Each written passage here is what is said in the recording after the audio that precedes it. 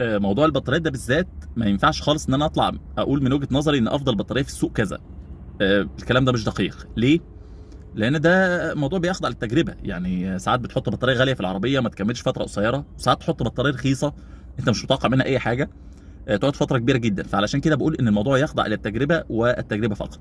بالاضافه كمان انت لو سالت الشركات كل شركه هتقول لك انا مستخدمه التكنولوجيا الفلانيه اللي هي افضل تكنولوجيا في العالم. ولكن زي ما قلت ده ساعات وبشكل كبير قوي مش بينعكس على عدد السنين. جوده البطاريه نفسها مش بتلاقيها متناسبه مع الكلام ده. وبناء عليه انا حبيت يعني اشوف تجارب الناس، فعملت بوست على فيسبوك على الصفحه بتاعتي وسالت الناس ايه افضل بطاريه استخدمتها وقعدت معاك فتره طويله. وكانت اجابات الناس الى حد ما صادمه. ليه؟ لان ناس كتير قالت اول حاجه اكتر بطاريه يعني شافوا انها كويسه، انا كنت معتقد انها فارت ما طلعش رخيصه خالص، بطاريه انرجايزر. طبعا انرجايزر شركه معروفه وشركه قديمه بتعمل البطاريات بتاعه انت عارف بتاعه الريموت والالعاب بتاعه الاطفال والحاجات دي كلها، وبتعمل طبعا بطاريات العربيات بس يمكن هي مش منتشره قوي يعني.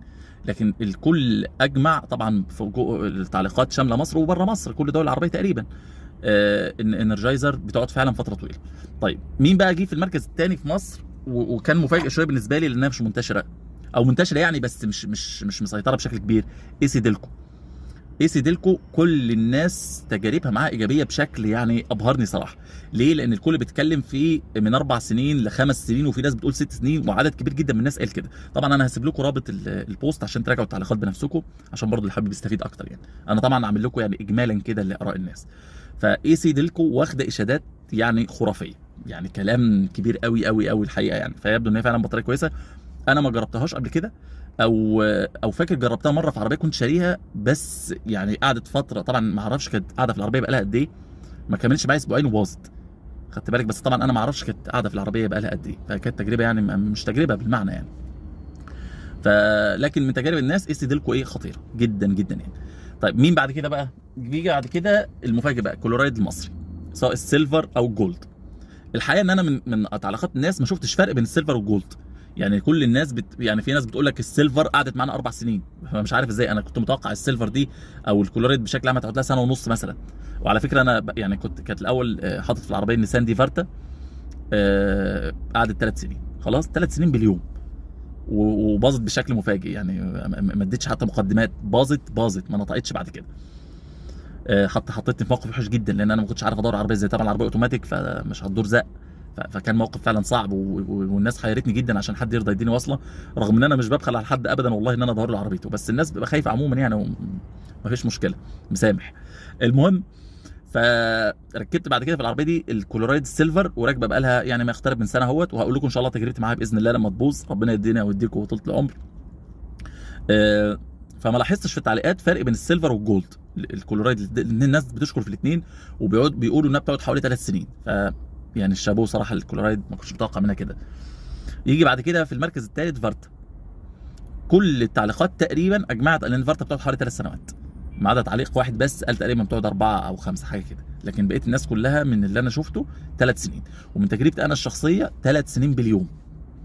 ففارتا سعرها مبالغ فيه، اللي هي الالمانيه طبعا هي اغلى بطاريه في السوق. يعني انا لما رحت اشتريتها كنت جايبها تقريبا من غطاطي تقريبا، كانت اغلى حاجه عنده يعني على حسب ما انا فاكر. وانا بطبيعتي بشتري انضف حاجه واغلى حاجه بحيث انها تقعد فتره طويله. ده قناعه شخصيه يعني. فما كملتش هم 3 سنين. فشفت ان هو يعني ده الطبيعي لان اغلب البطاريات بتقعد في حدود 3 سنين مع الاستخدام العادي بتاعي. انا استخدامي يعني 15 كيلو رايح 15 كيلو راجع، بدور العربيه مرتين في اليوم، مره وانا رايح الشغل ومره وانا راجع من الشغل. فما اعتقدش ان ده صعب يعني. واخري في العربيه ستوك في كل حاجه، ما بشغلش حاجه زياده. هو الكاسيت مش عارف ايه حاجه، ما فيش اكتر من كده، ما فيش حاجه اكتر من كده. ومع ذلك ما عدتش 3 سنين، اكتر من 3 سنين. بعد فارتا او زيها بوش، البطاريه البوش تقعد برضه 3 سنين. النسر المصري بقى، النسر المصري كان ليا تجربه معاه في عربيه قبل كده قعدت سنه ونص، لكن الناس بتقول ان قعدت معاهم 3 سنوات خلاص. لكن انا من تجربتي انا الشخصيه قعدت معايا سنه ونص. طبعا النسر هي يعني مش عارف هي موجوده حاليا او لا، ولكن وقتها كانت ارخص بطاريه. فلما قعدت سنه ونص انا ما كنتش معترض صراحه. وانا فاكر برضو ان انا يعتبر انا اللي بوظتها يعني. النسر برضو عشان يبقى الواحد منصف، الناس بتقول ان قعدت 3 سنين، قعدت معايا انا سنه ونص ولكن بظروف خاصه. ايه الظروف الخاصه بقى؟ العربيه كانت خلصت مني بنزين، العربيه اللي كانت معايا في وقتها كان عداد البنزين مش شغال، و يعني كسلت شويه ان انا اصلح العوامل. المهم فدورت عليها كتير، يعني العربيه كانت العربيه خلصت بنزين والبنزينه قريبه وانا كسلت انزل اروح املى ازازه، فقلت لا، فقعدت العربيه كنت شويه تبطل وادور واتبطل وادور، يعني دورت بتاع يجي مثلا 10 مرات 15 مره، وبناء عليه البطاريه باظت، وده طبيعي لان التدوير بيكون صعب جدا، فالبطاريه بتسخن وتبوظ. فتجربتي مع النسر المصري مش دقيقه قوي، لكن انا اتوقع فعلا انها كانت ممكن تقعد فتره اطول، لكن انا هنا فعلا يعني زي ما تذكرت حتى وانا بتكلم معاكم باظت بشكل استخدام سيء مني انا. طيب البطاريات التركي بقى بعد كده انواعهم كتير قوي، عشان اقول لكم على انواعهم الموضوع فعلا مزعج يعني. لكن البطاريات التركي بشكل عام الناس بتشكر فيها وبتقعد في حدود حوالي 3 سنوات، فانا مش شايف فرق بين البطاريات التركي بشكل عام والبطاريات المصري. لكن من البوست اللي انا شفته او الحاجات اللي انا استفدتها ان فعلا البطاريات المصريه كويسه جدا، يعني الكلوريد المصري سواء السيلفر او الجولد فعلا كويسه. ولو انت مش هتشتري مصري هات حاجتين، هات اي سي ديلكو او انرجايزر.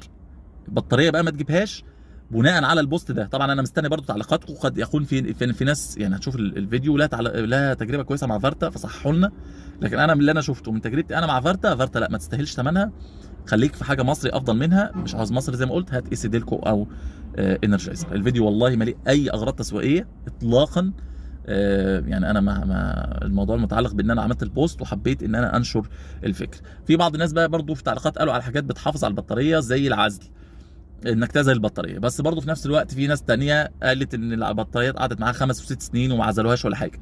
فمش عارف موضوع العزل ده قد يكون مش دقيق قوي، او هو في الغالب مفيد، ولكن يعني انا بقول لكم اللي شفت، لكن علميا لا هو اكيد مفيد. وطبعا ان انت ما تحملش على البطاريه انوار كتير وتفاصيل كتير، وما تقعدش تدور على عربيه بشكل متكرر، ده بيضر المارش وبيضر البطاريه. يعني دي الحاجات اللي الناس قالت عليها. اتمنى من الله ان انا اكون وفقت، واتمنى ان الفيديو يكون عجبكم ويكون مفيد، واشوفكم ان شاء الله باذن الله في الفيديو الجاي. السلام عليكم.